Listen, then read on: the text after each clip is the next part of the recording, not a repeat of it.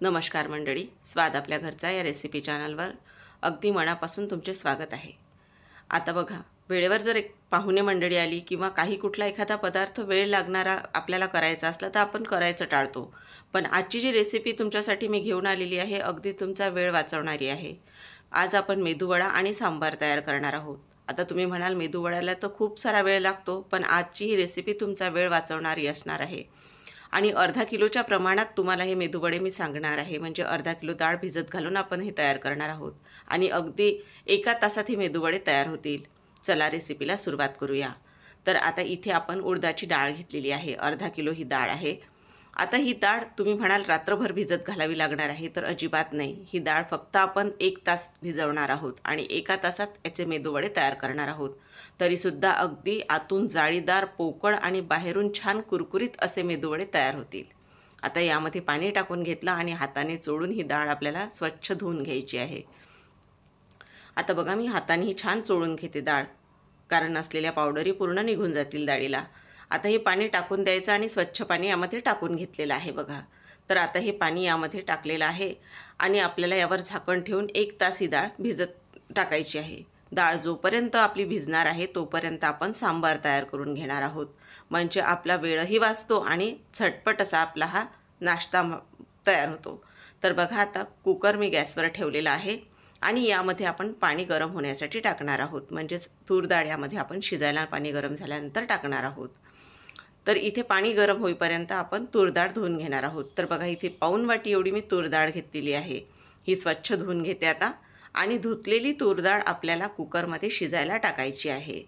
सांबार तयार करत असताना आपण यामध्ये भाज्या वापरत असल्यामुळे डाळीचं प्रमाण कमी ठेवायचं। तर इथे आपण दुधी भोपळा यामध्ये टाकणार आहोत। त्याची आधी साल मी काढून घेतलेली आहे आणि बारीक असे काप केलेले आहेत।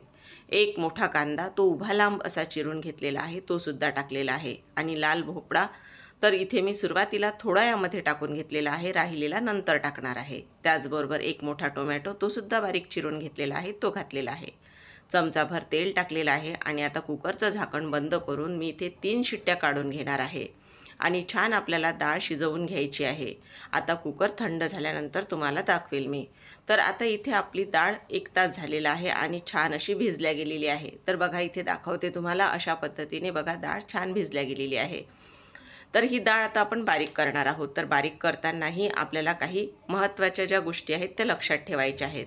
तर झाऱ्याने त्यातलं पाणी आपल्याला झारून ही डाळ मिक्सरच्या भांड्यामध्ये टाकायची आहे। तर आता डाळ बारीक करत असताना पाण्याचा अजिबातही वापर करणार नाही आहोत।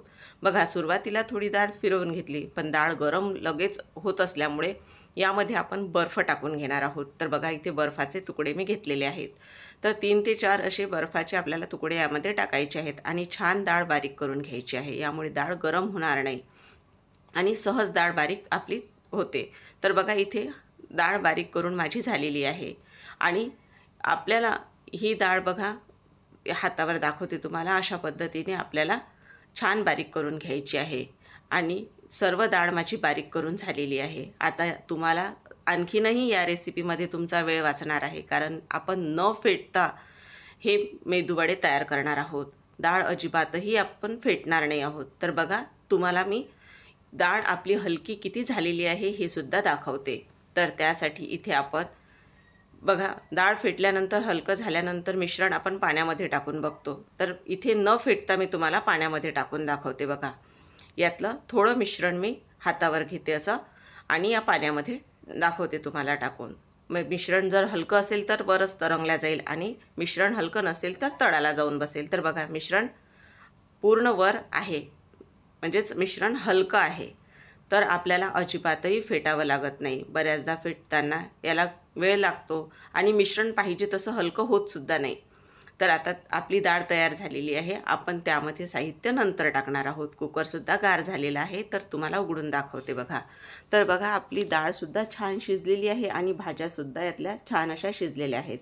आता डाळ घोटून घेणार आहोत। यामध्ये तुमच्या आवडीच्या आणखीनही कुठल्या भाज्या तुम्हाला आवडत असतील त्या तुम्ही टाकू शकता किंवा यातली कोणती आवडत नसेल तर कमी करू शकता। बघा, डाळ छान अशी घोटून माझी झालेली आहे। आता आपण डाळ फोडणी म्हणजेच याचं सांबार तयार करणार आहोत। तर बघा, आता आपण तेल टाकून घेणार आहोत इथे। तर तेल टाकताना कॅमेरा बंद होता। तर इथे तेलसुद्धा जास्त टाकायचं नाही. तेल गरम झाल्यानंतर अर्धा चमचा मोहरी घातली आणि एक मोठा कांदा उभा लांब असा आपण चिरून घेतलेला आहे तो सुद्धा घातला. तर बघा आता कांदा आपल्याला जास्त शिजवायचा नाही, याचा आपल्याला फक्त हलकासा रंग बदलून घ्यायचा आहे, पण कांद्याचा जो कुरकुरीतपणा आहे तो तसाच ठेवायचा आहे. इथे चवीप्रमाणे तिखट घेतलं आणि त्यामध्ये पाणी टाकून याची पेस्ट आपल्याला करून घ्यायची.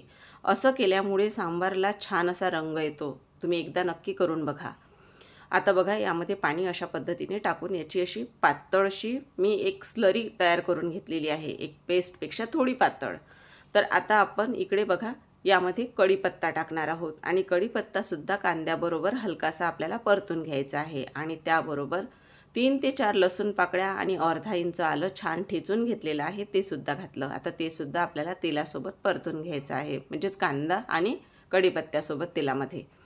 आता आपण जे तिखट लाल ते भिजवलेलं होतं ते आपण तेलामध्ये टाकलेलं आहे आणि ते सुद्धा आपल्याला छान परतून घ्यायचं. भांड्याच्या तळाला थोडंफार तिखट होतं, त्यात पाणी टाकून घेतलं.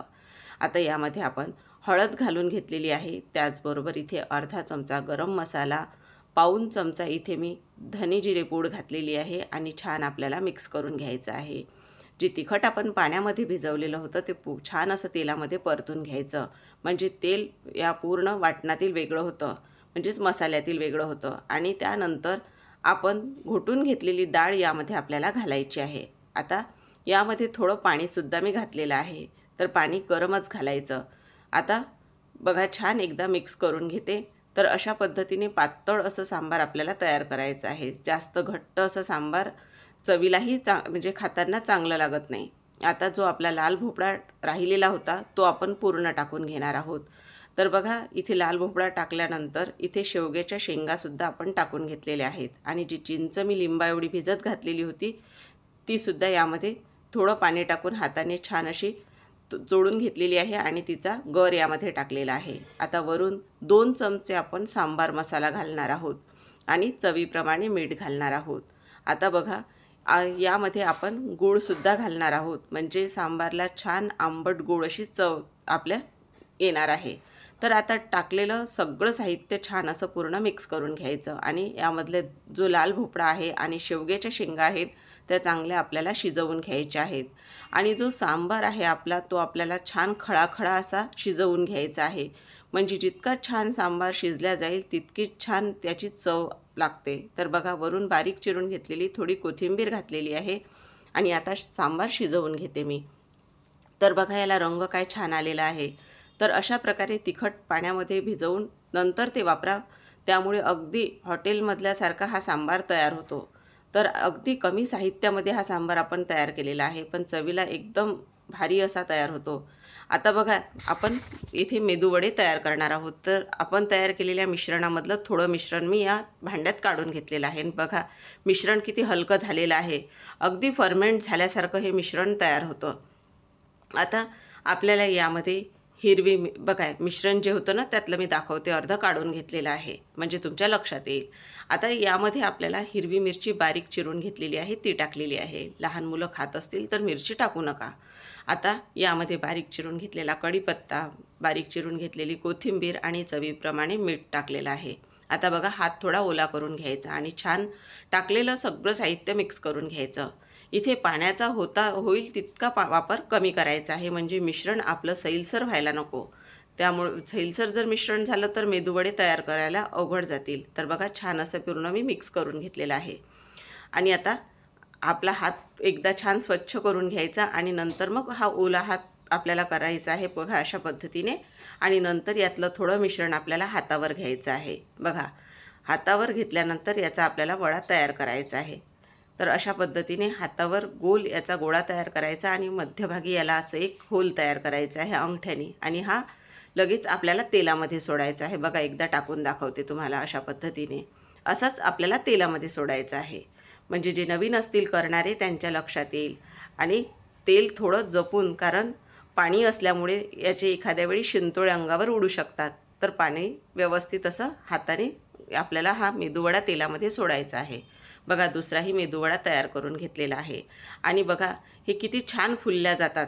तर इथे आपण फक्त डाळ 1 तास भिजत घातलेली होती, तरीही अगदी बघा मिश्रण छान असं फर्मेंट झाल्यासारखं तयार होतं आणि जो मेदूवडा आहे आतून छान जाळीदार पोकळ असा तयार होतो. तर बघा याला छान असा मी सोनेरी रंग येऊ दिलेला आहे. तुम्हाला यापेक्षा जास्त गडद रंगाचे तळायचे असल्यास तुम्ही आणखीनही डार्क रंगावर हे तळू शकता. आता दुसराही मेदूवडा अशाच पद्धतीने टाकून घेतलेला आहे आणि तो सुद्धा तळून घेत आहे मी.